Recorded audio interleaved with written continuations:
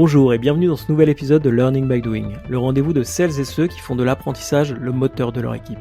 Je suis Baptiste Bézé, cofondateur de Team Bakery, une jeune entreprise qui aide les équipes à mieux travailler ensemble. Dans cette émission, je pars à la rencontre de femmes et d'hommes de conviction qui pensent que l'épanouissement au travail passe par la curiosité, le test, l'erreur, l'échange entre pairs. Mon objectif pour les prochaines minutes est de vous embarquer avec moi pour comprendre les enjeux actuels de l'apprentissage au sens large, pour mettre en lumière les recettes qui ont fait leurs preuves, pour décrypter les tactiques et les bonnes pratiques d'acteurs à la pointe sur le sujet. En espérant vous inspirer dans votre démarche d'apprentissage, je vous souhaite une excellente écoute.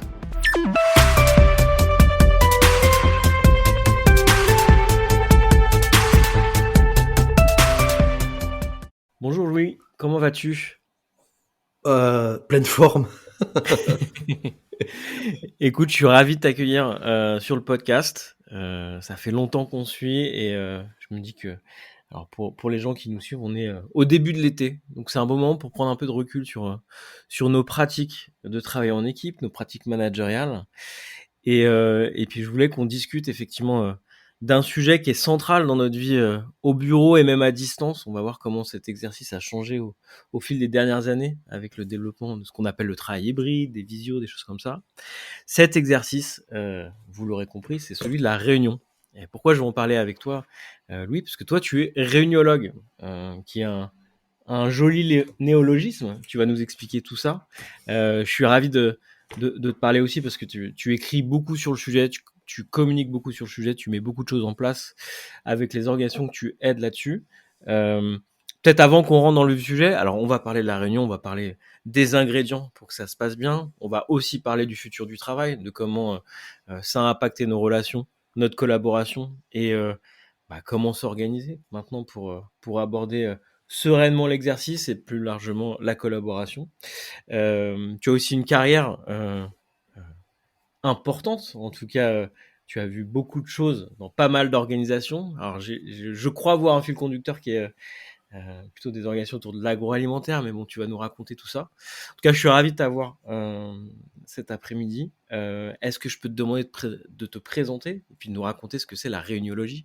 Ok, merci en tout cas, hein, Baptiste, de m'inviter. Donc, Louis Vareille, alors comment se définir ? D'abord, peut-être que je suis grand-père. Et donc, j'ai 61 ans, j'ai 2 petits-fils qui vont super bien. Et donc ça, c'est pour le premier élément peut-être. Le deuxième, donc, en fait, j'ai une passion pour les collectifs qui datent de 40 ans.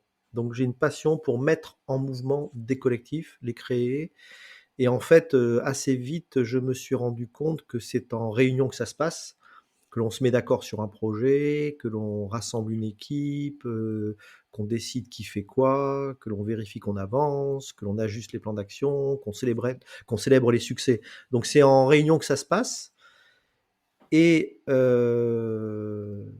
et en fait, moi, c'est quelque chose que j'ai fait depuis des années, animer des réunions, mettre en mouvement des collectifs. Donc effectivement, j'ai une carrière plutôt dans l'agroalimentaire. De formation, je suis vétérinaire, j'ai fait un peu de gestion après, et je suis parti très vite dans le conseil en sécurité alimentaire et à la chasse aux salmonelles et autres bactéries dont on parle en ce moment. Et après, je suis parti chez Danone avec cette expertise en sécurité alimentaire, puis j'ai fait un parcours.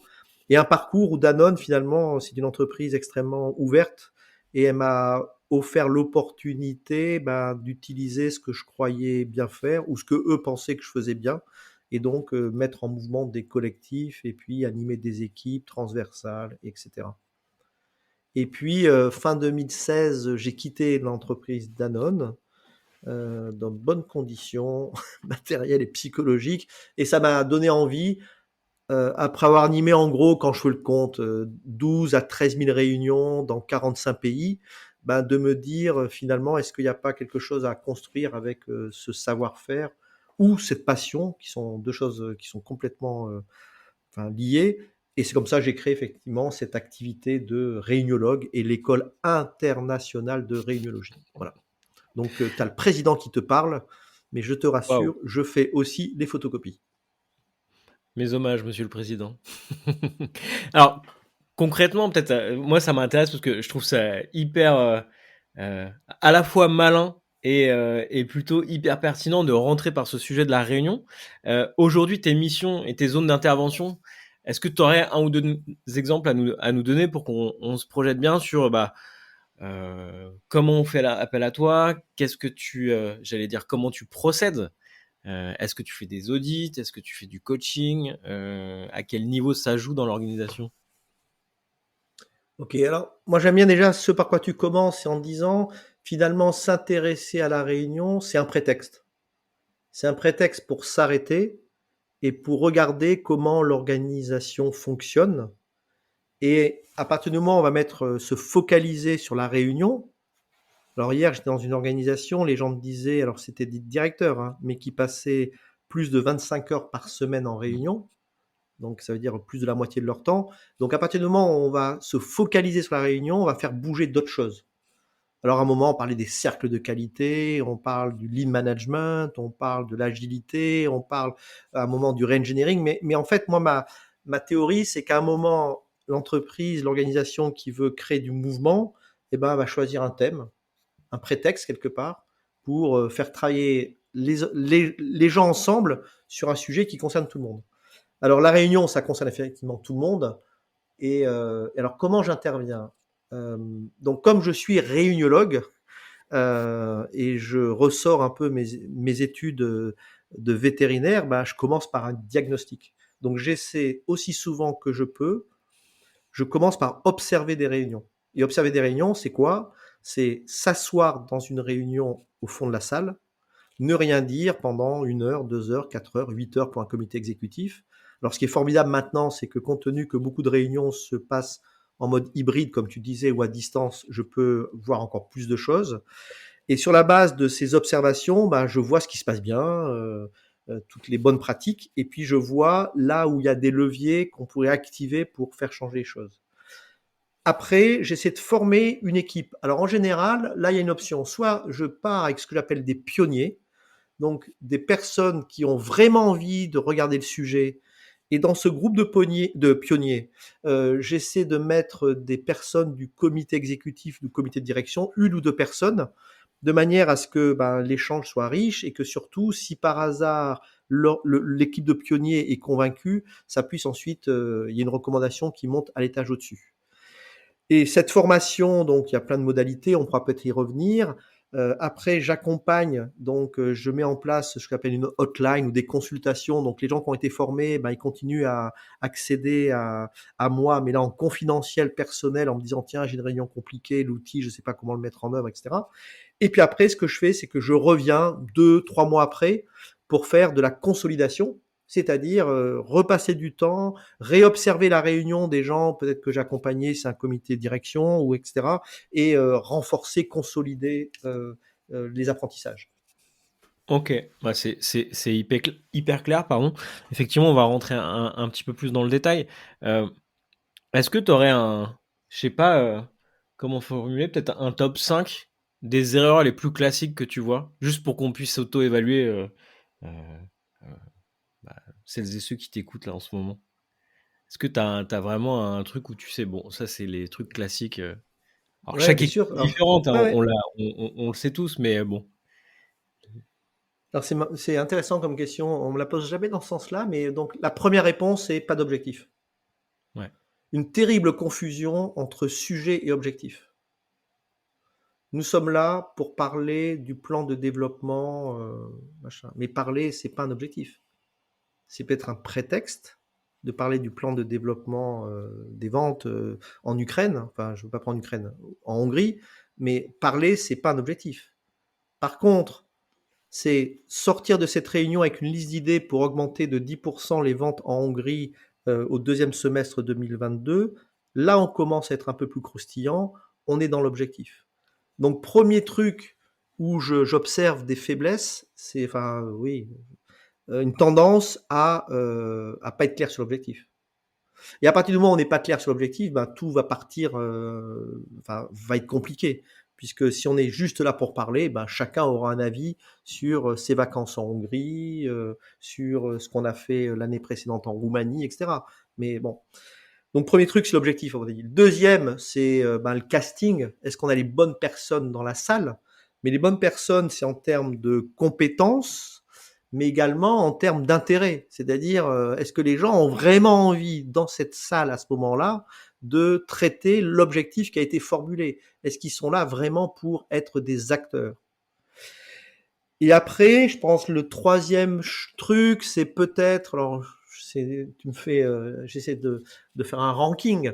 J'hésite entre le troisième et le quatrième. Je mettrais la contribution des gens, c'est-à-dire qu'une fois que l'on a le bon objectif, le bon casting, est-ce que l'on a des modalités d'animation qui vont faire que tout le monde va contribuer? Et puis, en 3 bis, c'est la clarté des décisions en fin de réunion. C'est avec quoi on part, quoi, en fait. Et il y a tellement de réunions où on a parlé du sujet, on a effleuré l'objectif, mais on n'est pas très très clair sur finalement quels sont les passages à l'action qui vont être déclenchés après la réunion. Ben, on va être obligé de refaire une autre réunion.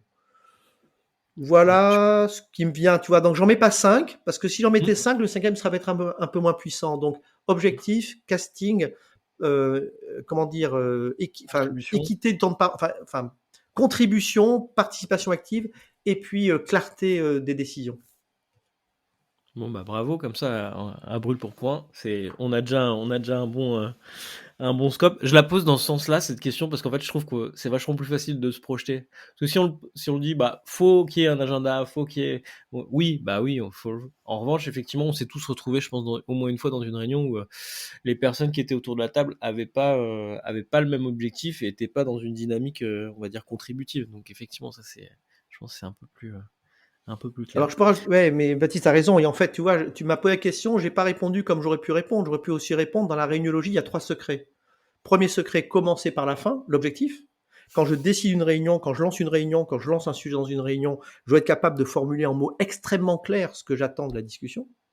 Deuxième secret, tous acteurs. Quels moyens je mets en œuvre pour que les gens travaillent avant la réunion, pendant la réunion et après la réunion? Donc c'est l'aspect participation et plan d'action. Donc c'est mon point 2 et mon point 4. Et puis, ce que j'ai pas dit, parce qu'en fait, c'est œuf et poule, mais c'est l'évaluation. Et le troisième secret de la réuniologie, c'est faire mieux demain. Toute réunion doit se terminer par une évaluation. Je répète, toute réunion doit se terminer par un tour de table où on prend le temps de partager ce qu'on vient de vivre. Hyper clair. Et effectivement, là, je pense qu'on a déjà des premières bonnes recettes là-dessus. Et il y a un sujet sur lequel je voulais recueillir ton avis, qui est très lié en fait au fonctionnement à distance qui s'est mis en place là depuis bientôt 3 ans, on va dire, 2 ans et demi. Donc pour les gens qui nous écoutent dans 15 ans, on sort de 2 années de pandémie, donc effectivement, on a appris à travailler et on a renforcé nos outils pour pouvoir travailler à distance. C'est que d'un côté, on a gagné en souplesse et en flexibilité, je pense, dans notre rapport au travail. Et de l'autre côté, et alors je veux bien dire si tu l'observes aussi, j'ai l'impression, moi, en discutant avec des managers, qu'on a créé une sorte de nouvelle addiction qui est celle de la réunion sur Zoom, sur Teams, sur Google Meet, de 8h30 à 19h, quasiment tous les jours. Alors, tu parlais de plus de 20 heures de réunion sur les cadres. Moi, j'ai fait un petit sondage récemment, effectivement, sur les membres du club, et ça va effectivement de 15 heures à 30 heures par semaine de visio. Ce qui pose plein de questions, déjà sur l'efficacité de ces réunions. Et il y a une deuxième question, alors qui est plus liée à un sujet on va dire de santé mentale, d'hygiène de travail ou de charge cognitive, je ne sais pas par quel bout le prendre, mais globalement de se dire, bah, en fait, si on est tout le temps en ligne, on n'a pas, bah, il y a un moment où on va saturer notre cerveau et notre capacité à prendre des décisions éclairées aussi. Donc, je veux bien ton avis. Alors, j'ai pris le temps pour poser ce cadre-là, mais qu'on discute un petit peu de la réunion à l'ère du travail hybride, déjà si tu partages un peu le constat et comment on pourrait s'en prémunir ou les garde-fous peut-être à mettre pour faire attention à ça. Mmh. C'est une super question à nouveau enfin, c'est plus qu'une question, c'est il y a un problème derrière ça. Donc la première chose, j'y pensais là il y a quelques jours, on posait forcément la question et je disais mais avant on allait à la cafétéria, on était dans la queue de la cafétéria. Ah tiens, au fait, Paulette, t'auras 3 minutes après là au café, il faut que je te reparle du truc là qui avance pas. Ensuite, la discussion, les Anglais parlent de water cooler à la machine à café. Ah tiens, t'es là, tiens, oh, tiens, en fait, ça tombe bien, je voulais te dire ça. Donc tous ces moments informels, parfois on parle de sérendipité, c'est-à-dire ces moments qui sont pas planifiés, mais qui font qu'on va pouvoir débloquer, faire avancer des trucs, mais juste avec des petites pichenettes, n'existent plus.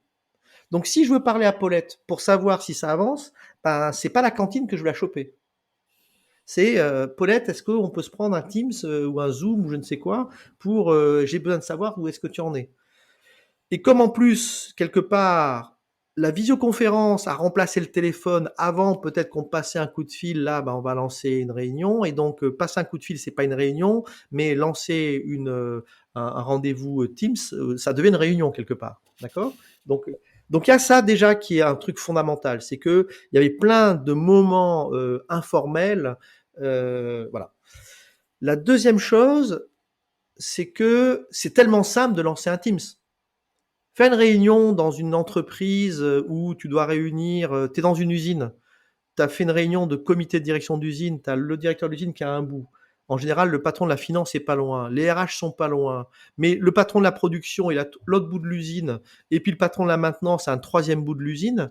Bah, fais une réunion, c'est bon, attendez, on va se retrouver, et le gars de la production, il va peut-être devoir faire 100 mètres, 200 mètres à travers l'usine. Bon, donc en fait, ça s'improvise pas. Faire un Teams, ah bah, dis donc, 10 heures, on se fait une petite réunion. Donc, comment dire, l'effort ou l'énergie à dépenser pour déclencher une réunion ben, devient quasiment nul. Plus le fait qu'il y a des gens qui utilisent des listes de distribution. Ah, il faut que je fasse une réunion avec l'équipe RH, liste de distribution RH, j'appuie sur le bouton, j'ai pas réfléchi à qui j'ai, enfin, les personnes dont j'ai vraiment besoin, et puis j'envoie tout le monde, et puis on verra. Et puis après, une fois qu'on est à distance, alors, très souvent, les castings sont pas très bien conçus, donc il y a trop de monde. Donc en fait, effectivement, les gens vont te dire, j'ai passé 20 heures en réunion, 25 heures en réunion. Mais la réalité, c'est qu'ils avaient leur Teams allumé pendant 20-25 heures. Mais pendant ces 20-25 heures, il y en a peut-être 15 heures qui ont été consacrées à rattraper des emails, à surveiller un peu ce qui se passe sur d'autres trucs, à préparer la presse PowerPoint qu'ils ont en retard pour le lendemain. Donc en fait, c'est des moments où finalement les gens sont bloqués dans un espace temporel, mais c'est parfois plus réellement une réunion, puisque si je reviens à la première recommandation, non, troisième recommandation tout à l'heure, c'est ben on les sollicite pas. Donc ils étaient là. Et moi, ça m'amuse. Parfois, j'assiste à des réunions. Donc il y a 30 personnes qui sont inscrites. Donc ils rentrent avec 5 minutes de retard, 10 minutes de retard, on ne dit pas bonjour, on n'accueille pas. Et puis il y a des gens qui sortent, il y a des gens qui rentrent, etc. Mais si c'était une réunion physique, mais jamais de la vie. Mais comme on est à distance, ben, tout ça devient extrêmement simple. Et ce qui est dramatique, je trouve, enfin ce qui est pas dramatique, mais couillon, c'est la visioconférence, enfin, les réunions à distance permettent de réunir la force de vente nationale d'un business sans faire 1000 km de bagnole à certains ou prendre l'avion, etc. Et donc, il y a une économie de temps qui est incroyable et tout le monde oublie ça. Donc, se dit, tiens, on va faire la réunion des ventes hebdomadaires ou mensuelles ou je sais pas quoi, on va faire en visio, mais on oublie qu'on a économisé tout ce temps et puis ben, on met peut-être pas l'attention qu'il faut pour que l'heure ou les 2 heures qu'on va passer là-dedans soient pensées. Moi, il y a des organisations que j'accompagne et il y a une directrice générale qui m'a dit, ben, Louis, maintenant, toutes nos réunions sont pensées. Donc c'est ça aussi, c'est qu'une réunion Teams, ça, enfin, je dis Teams, je ne voudrais pas faire de la pub que pour Teams, ça peut être Google Meet ou Zoom, je ne sais quoi, mais une visioconférence, ça peut très bien s'organiser sans être pensé. T'as pas besoin de réserver de salle, t'as pas besoin de vérifier si le barcode fonctionne, enfin, ainsi de suite. Tu peux déclencher une réunion sans avoir pensé. Bon, donc on est raccord sur le constat. Maintenant, on va essayer de se projeter dans des pistes de solutions au moins. Donc, je pense que la première que tu viens de citer, c'est effectivement essayer de trouver un biais ou un raccourci dans notre cerveau pour dire au moment où on ouvre un Teams ou on ouvre Outlook, se dire ah pourquoi je vais solliciter mes collègues, à quoi va servir ce Teams, ce Zoom, ce Google Meet. Il y a un Hmm. autre point sur lequel Attends, je t'arrête juste, ouais. Baptiste, juste un truc là-dessus. 2 éléments que je peux citer. La première, il y a une étude Teams. Alors, ils sont contents parce que, bien Mmh. sûr, pour Microsoft, c'est plus une bonne nouvelle, mais le nombre de réunions Teams a augmenté de 262% entre Ouais. février 2020 et avril 2022. Bon. Et la deuxième chose, c'est sur ces fameuses réunions improvisées. Oui, c'est ça. C'est à chaque fois que je déclenche une réunion, le mantra, c'est qu'est-ce qui me fera dire à l'issue de cette réunion que le temps que j'ai volé aux participants a été bien utilisé? Mmh. Qu'est-ce qui me fera dire à l'issue de cette réunion que le temps que j'ai volé aux participants a été bien utilisé? Ça, c'est une question qui est un petit peu tranchante, mais qui oblige à réfléchir un peu plus. Ouais, clairement. Merci beaucoup pour la précision. Il y a toujours dans ce sujet de l'hybride, pour le coup, alors il y a le sujet en ce moment, on est dans une phase, pour les gens qui nous écoutent peut-être un peu plus tard, de vrais questionnements sur le retour au bureau. Alors combien de jours par semaine on est à distance? Qu'est-ce qu'on met en place? Moi, il y a un sujet, je voulais te proposer aussi. Est-ce qu'on est-ce qu'il y a des catégories de réunions qu'il faut absolument qu'on maintienne sur site? Et est-ce qu'il y a des catégories de réunions sur lesquelles, bah, en fait, faut absolument qu'on les maintienne à distance pour des questions, de rythme, de suivi, de tempo, dans les équipes? Est-ce que tu as un avis sur ce sujet? Est-ce que tu as des recommandations, à nous partager? Alors, une première remarque sur le bureau. Moi, ce que je dis depuis maintenant 1 an, là, depuis que je vois un peu comment les choses se réorganisent, hein, et c'est incroyable, il y a des changements, enfin, c'est un cataclysme, hein, c'est vraiment un mouvement des plaques tectoniques. Le bureau n'est plus un lieu, c'est un moyen. Le bureau n'est plus un lieu, c'est un moyen. Donc, au service de quoi je mets le bureau? Et le bureau, pour moi, je vais le mettre en premier au service du lien, de l'entretien du lien dans un collectif. L'entretien de la sécurité psychologique dans le collectif, de manière à ce ensuite que le collectif puisse travailler à distance. Et après, je vais piquer une idée. Alors, je vais piquer 2 idées. La première, c'est un type qui s'appelle Johansson qui en 1988, oui, oui, je répète, 1988, a imaginé une matrice. Et une matrice qui s'appelle maintenant la matrice de Johansson, forcément, et qui dit en gros, les activités, il y a des activités qui sont même lieu différent, synchrone, asynchrone. Et t'imagines si tu fais il suffit d'aller à un paperboard, tu dessines une matrice, même lieu différent, synchrone, asynchrone. Et tu vois que tu as 4 espaces dans lesquels tu vas pouvoir mener des activités de collaboration ou d'interaction. Il y a même lieu, même temps, ben, c'est la réunion au bureau. Même temps, lieu différent, ben, c'est la fameuse visioconférence ou réunion ou téléconférence. Toutes les options sont possibles, mais qu'on fait à distance.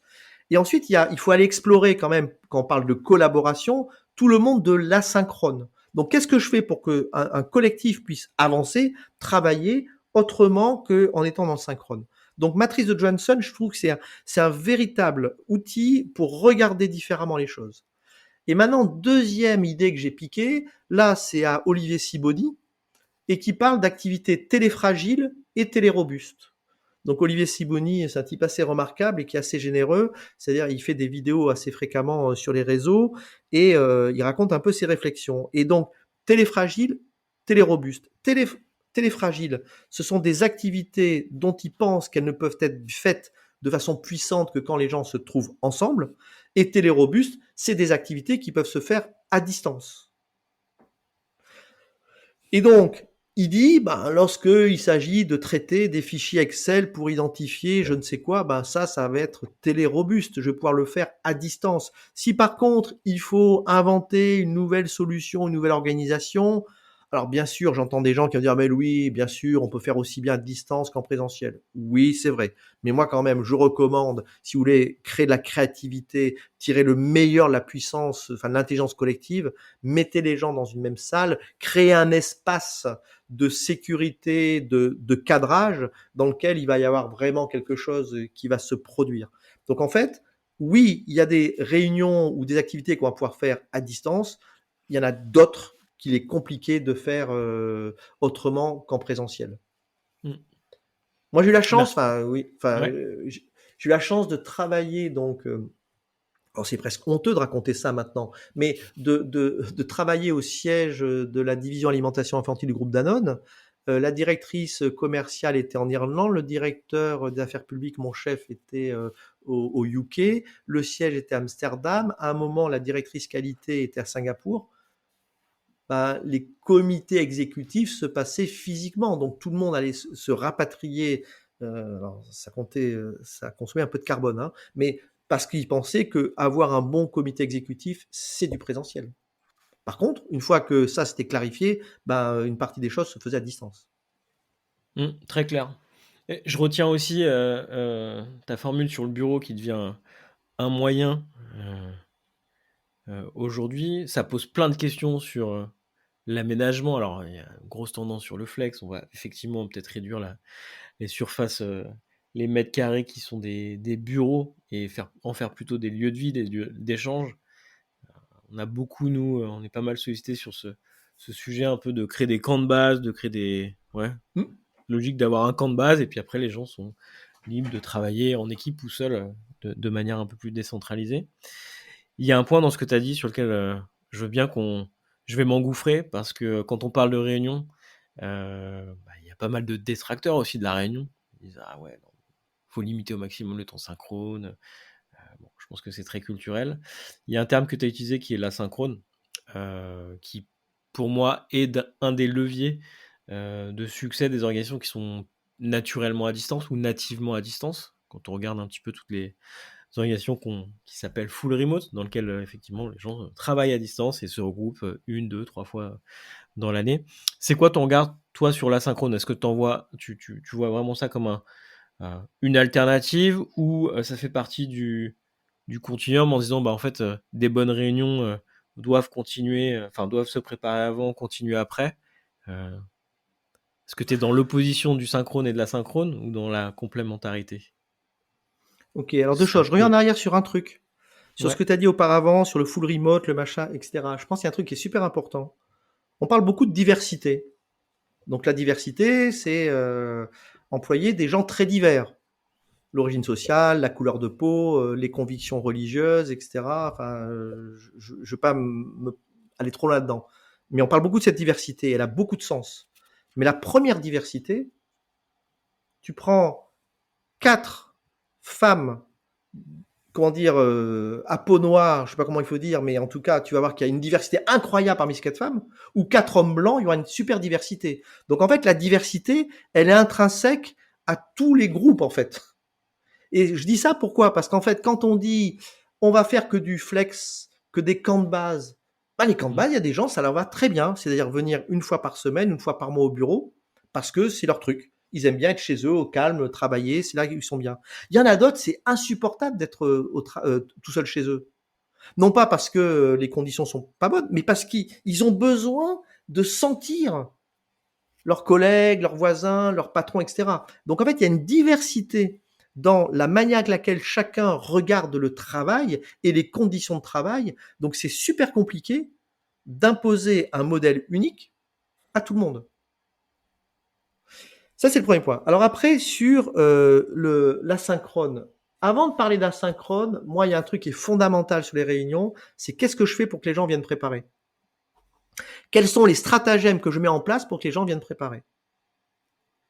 Je vais te raconter 2 anecdotes qui datent de cette semaine. C'est un peu la même en fait, hein. Mais il y a une entreprise qui m'appelle et qui me dit, enfin qui m'envoie un message en me disant Louis, il faudrait qu'on se parle, on réfléchit à un projet. Je lui dis très très bien. On prend le rendez-vous. Ensuite, ce que je fais, c'est que je prends mon smartphone, je donne pas la marque cette fois-ci, mais j'enregistre un mémo vocal de 20 minutes sur mon métier. Et j'envoie ce mémo vocal 4 jours avant la réunion avec cette personne. Et donc, en me disant, dans les 4 jours, cette personne, en manière asynchrone, va trouver les 20 minutes pour écouter mon mémo vocal. Et on rentre dans la réunion. Alors, Laura, vous avez le temps d'écouter mon mémo vocal? Oui, oui. Et alors, bah écoutez, c'est très bien. Et j'ai 3 questions. J'aimerais qu'on commence avec ça. Donc, j'ai tout simplement fait disparaître 20 minutes de réunion dans laquelle, en synchrone, j'aurais dit, ben Laura, je vous expliquais mon métier. Ce matin, pareil, une entreprise qui me demande de prévoir un programme de déploiement. Ben, avant-hier, mémo vocal à nouveau, et je leur dis, ben voilà les déploiements que j'ai fait en gros dans 40 organisations, comment je peux les typologies, etc. Écoutez ça, et dans la réunion, ben vous me direz qu'est-ce qui est pas clair, qu'est-ce qui manque, qu'est-ce qui vous fait envie, etc. Donc, et là, c'était encore différent puisque il y avait 2 personnes de l'autre côté, pas une seule. Donc en fait, j'ai désynchronisé la mise à niveau de ces deux personnes sur le contenu. Et dans la réunion, ben, on a fait une réunion en 30 minutes. Et en 30 minutes, ils m'ont dit, Louis, est-ce qu'on peut recevoir dans 2 jours la recommandation du plan de déploiement qu'on va faire pour notre entreprise?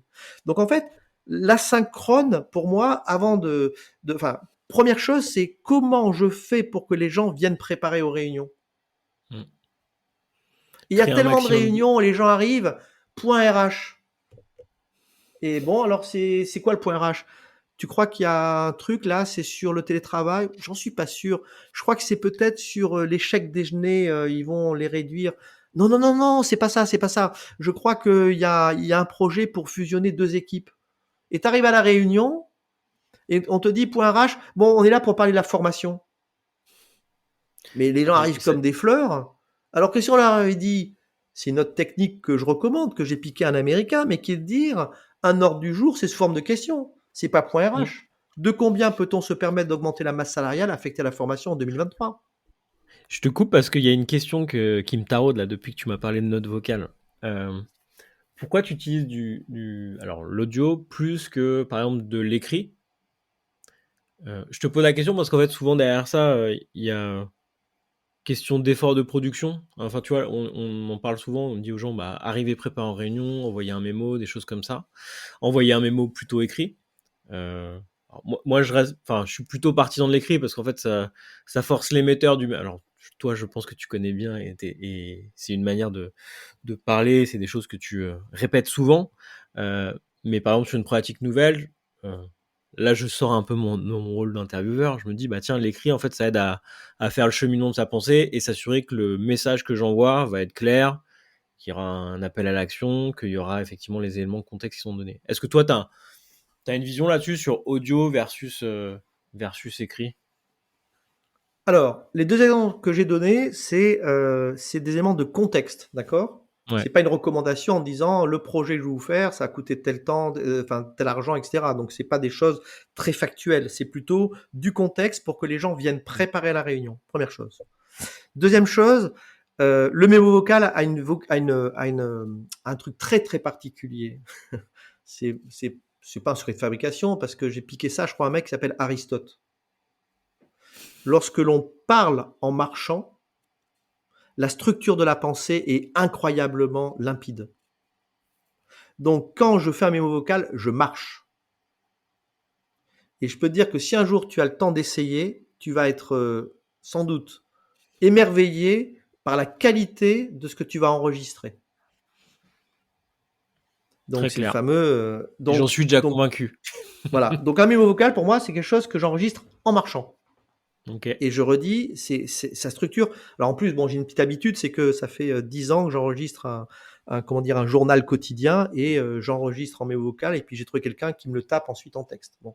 Donc, mais bien sûr, à partir du moment où c'est un truc un peu structurant, etc., ben, je vais faire un écrit.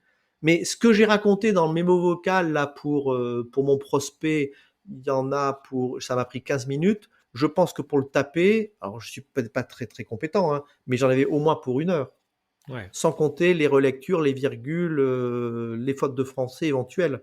Alors que du mémo vocal comme ça informel, c'est super cool. Et ça, c'est une Donc, technique que j'utilise depuis des années, en fait. Enfin, je te coupe la parole, mais c'est une recommandation que je fais aussi. Tu sors d'une réunion qui est importante, d'un comité de direction. C'est un conseil. Et tu prends ton smartphone et tu dis, écoutez, bonjour les amis, je sors du comité de direction. Écoutez, ça s'est bien passé. Il y a eu un sujet où c'est un peu frotté avec les ventes, etc. Par contre, nous, on a un nouveau truc qui va nous tomber dessus, c'est de travailler sur ce projet-là. et tu envoies ce mémo vocal à l'équipe dans la minute. Donc, tu es encore dans l'escalier de la réunion du comité de direction, ton équipe est déjà au courant du truc fondamental qui s'est passé. Je peux te dire qu'en termes de leadership, les gens t'en sont reconnaissants tout le temps qu'ils passent avec toi en étant tes collaborateurs, parce qu'ils ont l'information de première main. Ok. Ouais, c'est super clair. Et je pense que c'est une bonne technique aussi. Je reviens sur une question que j'ai posée, alors qui était peut-être noyée au milieu du contexte que je vous donner la question. Non, mais c'est intéressant, on part dans tous les sens, mais bon, le sujet est passionnant et je pense que on est tous les deux passionnés par le sujet, donc tu vois, on va essayer de couvrir à peu près tout. Sur le sujet alors, la synchrone est un peu les. Je sais pas si c'est ce que tu voulais me dire quand tu me disais, tu me parlais de la diversité tout à l'heure, de dire, bah, en fait, ces organisations qui vont repousser la réunion synchrone jusqu'au dernier moment en disant, bah, en fait, nous, notre culture de travail, c'est de la synchrone. Alors c'est souvent partisan du temps long de dire, bah, en fait, on va essayer de pas être dans l'immédiateté. Euh, Quel est ton regard là-dessus? Est-ce que tu penses Ah que ben, c'est une bonne piste? bon, tout le monde cite Alan, d'accord, cette fameuse Ouais. mutuelle qui a supprimé toutes les réunions. Bon, alors parfois je me demande si c'est une vraie réalité, s'il y a aucune réunion, s'il y a aucun temps synchrone chez Alan. Mais ce que je comprends quand même et qui est une réalité, c'est que tous les sujets sont mis par écrit. Ensuite, on sollicite les avis, on fait une recommandation et on sollicite l'avis des personnes et ils vont le mettre par écrit. Alors ça a plein d'avantages quand même. C'est que ça permet à plus de gens de s'exprimer. Ça permet aussi aux gens de les forcer à s'engager. Parce qu'il est parfois plus compliqué d'écrire que d'être dans une réunion en disant je suis pas d'accord et puis de donner une mauvaise raison. Quand on doit l'écrire, on est un peu plus engagé individuellement. Donc ce que je veux dire, c'est que, et je reviens à Alan, j'ai lu un truc là hier. Il y a un certain Louis Mestralet là qui a fait un post sur LinkedIn qui dit ça, qui a parlé avec le numéro 8 d'Alan, enfin le huitième personne arrivée chez Alan. Maintenant, je crois qu'ils sont 200 ou 300, je sais plus. Et il dit c'est des gens qui sont plutôt dans l'analytique et donc ils aiment se poser, ils aiment très bien. Si ça marche, bravo. Moi, je pense que ce que je vois dans les organisations, c'est que beaucoup d'organisations devraient faire davantage d'asynchrone, davantage de préparation. Et l'asynchrone le plus stimulant que l'on connaisse quand même, c'est la fameuse pratique de Jeff Bezos, qui n'est pas une légende urbaine. C'est j'ai un sujet, je vous demande de faire un mémo, un six-pager, 6 pages, et puis on va se réunir pour prendre la décision sur la base de la recommandation, et on va faire un silent meeting, c'est-à-dire que les 20 premières minutes de la réunion seront consacrées à une relecture ou une lecture du document de manière silencieuse, de manière qu'au moment où on va rentrer dans la discussion, tout le monde ait vraiment lu le document. Donc pour revenir à ce que tu dis, oui, il y a des gens qui arrivent à prendre des décisions en asynchrone, qui arrivent à faire plein de choses. Je pense que c'est remarquable. C'est pas facile pour tout le monde, mais Mm. comment introduire de l'asynchrone, de la préparation le plus souvent que l'on peut, parce qu'en fait, on va gagner de l'efficacité et on va permettre surtout à tout le monde de prendre la parole. Tu connais aussi l'histoire. L'extraverti, il trouve ses idées en parlant. L'introverti, il trouve ses idées dans le silence. C'est très clair. Et l'enjeu, parce qu'effectivement, ce qui est fou, c'est que ces méthodes, on est convaincu, on sait qu'elles fonctionnent, il y a des preuves que ça fonctionne. Il y a quand même un sujet que moi je vois souvent, et je parlais du full remote tout à l'heure aussi, parce qu'effectivement, cette, j'allais dire, cette gamme d'entreprises et d'organisations ont choisi la synchrone parce que c'était le seul mode de collaboration disponible. Il y a des personnes sur des créneaux horaires, des fuseaux horaires différents, donc ils n'ont pas le choix. Comment on fait quand on est une entreprise, j'allais dire établie, et dans lequel c'est pas la culture intrinsèque, pour introduire ce sujet? J'imagine qu'il y a un système, enfin il y a un enjeu de sponsorship. Tu nous disais rapidement, j'ai l'impression que toi tu collabores plutôt au niveau Codir, Comex. Euh, Un peu partout. un peu Alors, partout. Mais ouais. est-ce que tu as des techniques pour alors, un bon terme de consultant que j'aime pas trop, mais pour cranter ces choses-là, c'est-à-dire OK, il y a de la recommandation, OK, il y a de la formation. Comment on fait pour que ça s'installe de manière pérenne? Exemplarité et leadership. Ok. Bon, écoutez, on est réunis là, on va attaquer ce sujet. Donc, je vous ai envoyé la présentation. Est-ce que vous l'avez lu, tout le monde? Non? Non? Non? Écoutez, voilà ce que je vous propose. Puisque tout le monde l'a pas lu, on fait pas la réunion. Tu le fais juste une fois, ça. Tu le fais juste une fois. Et on peut prendre les agendas, on va retrouver une date là pour se retrouver. Puis ben, peut-être que d'ici là, tout le monde aura eu le temps de lire les documents pour qu'on puisse ben, se focaliser sur la valeur ajoutée. Ça vous va? Tu fais ça une fois. C'est juste Effectivement, ça. très bon conseil. Mais si tu tolères de dire, il y a un collaborateur, pire encore, tu as un comité de direction, même pas un comité, une réunion, tu fais venir un tiers qui a bossé, à qui on a dit, tu peux nous faire passer les slides à l'avance? Oui, oui, oui, oui, comptez sur moi, vous les aurez. Le type, il est en sueur ou en transe pendant 15 jours pour préparer ses slides. Il les envoie à la date prévue 4 jours avant. Il arrive dans le comité, le patron du comité dit vous avez lu les slides de Paul? Ah bah non, tu sais, on a eu un truc. Et toi? Non, j'ai pas eu le temps. Oui, enfin, je les ai lus à moitié, mais j'ai pas tout compris, etc. Le patron dit enfin, le patron du comité dit bon, pas grave. Paul, c'est embêtant si on reporte de 15 jours ce sujet? Oh bah non, eh ben allons-y. Et tu clôt la réunion. Et tu le Mm. fais qu'une fois, mais une seule fois. Mais seulement, on manque de courage. Vous l'avez pas lu? Bon, ben c'est pas grave. Paul, tu peux redémarrer, représenter tous les slides? Ouais, tu fais perdre du temps à Tu tout le peux faire monde. ça en 10 minutes? Oui, oui, je peux faire ça en 10 minutes. Le type met 30 minutes, parce qu'au premier slide, il y a quelqu'un qui pose une question. Eh, dis donc, là, il y a un truc que je comprends pas. OK? Est-ce que tu utilises le bon logo, là? On n'a pas changé de logo dans la boîte, là? C'est le bon logo qui est sur l'entête du slide? Mais arrêtez, les gars. Merci beaucoup pour ces mises en situation. On s'y voit, hein. Je sais pas si tu as une compilation des meilleures anecdotes que tu as Oh pu là là, voir, mais si. on sent qu'il y a du vécu. On se Entier, rapproche. attends, en fait, une anecdote que j'aime bien, c'est le patron qui dit, bon, alors attendez, donc c'est bon, c'est ça la décision qu'on a prise. Et moi, j'étais là. Je dis, tu peux juste, pour tout le monde là, répéter la décision qui vient d'être prise. Bah, tu crois, Louis? Oui, oui, oui, je crois que ça peut servir. Le gars reprend la décision, dit, ah ben non, non, on n'est pas d'accord, etc. T'as Ouais. plein d'anecdotes comme ça. C'est enfin, c'est comment dire, une forme d'imprécision en fait, Hmm. d'imprécision. Ouais, puis moi, j'observe aussi la volonté de rentrer exactement dans le timing et donc du coup de pas se laisser. Enfin, il y a un côté. Alors, je sais pas si c'est bon élève ou voilà, le cadre est là, donc faut absolument qu'on soit dans le cadre, quoi. Ça arrive Sans aussi, oui. faire attention au fond. Ok, on se rapproche de la fin de l'épisode. C'est passionnant et je pense qu'en réalité, on pourrait se parler au moins 2 heures sur le sujet. Moi, j'ai quelques petites questions. On voit que bah, le sujet est vraiment, je pense, une passion pour toi. Moi, j'ai des questions au niveau de ton apprentissage. Comment tu te maintiens à jour sur ce sujet? Est-ce que tu as des routines d'apprentissage? Est-ce que tu as des choses auxquelles tu fais attention? Euh, comment tu comment tu suis ça, comment tu restes collé à, j'allais dire, à l'actualité. Je sais pas s'il y a une actualité de la Réunion, mais en tout cas il y a un vrai sujet de veille permanente, on le sent quand on t'écoute. Est-ce que tu aurais quelques routines d'apprentissage à nous partager? Bah, déjà, donc là, juste à côté de moi, j'ai 50 bouquins, d'accord, sur les réunions. Donc il y en a 20 en anglais et il y en a 30 en français. Donc je lis tout ce qui sort. Ok. Ok.